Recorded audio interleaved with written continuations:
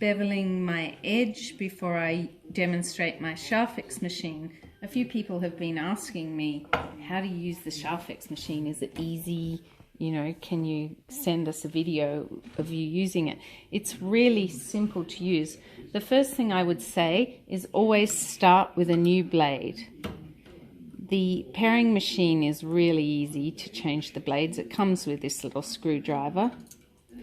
Just take the blade out.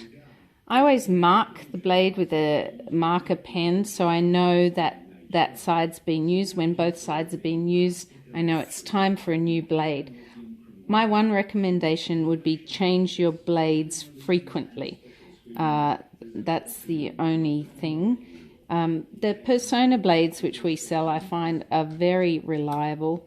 I always screw the screw back in just by hand, because if I use the screwdriver, I think you can wear out the thread with any screws really, and it's just not necessary for it to be too tight.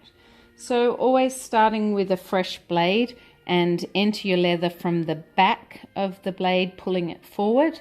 Once it's in place, you can gently pull it backwards, and off you go. Paring's never been easier.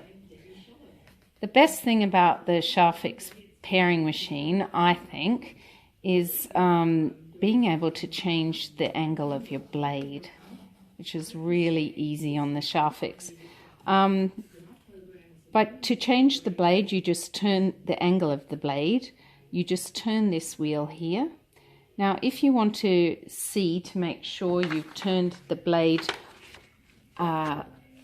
parallel again for a straight cut, you put a piece of paper behind the blade and squat down next to it, and then you can see whether it's on an angle or whether it's straight. This lever here gives you a quick raise of the blade or lower the blade back into place. So a lot of people will lift that up and place their leather underneath and then lower it into place before they start. Other than that, it's a very simple tool. Always pare gradually until you've reached the required thickness.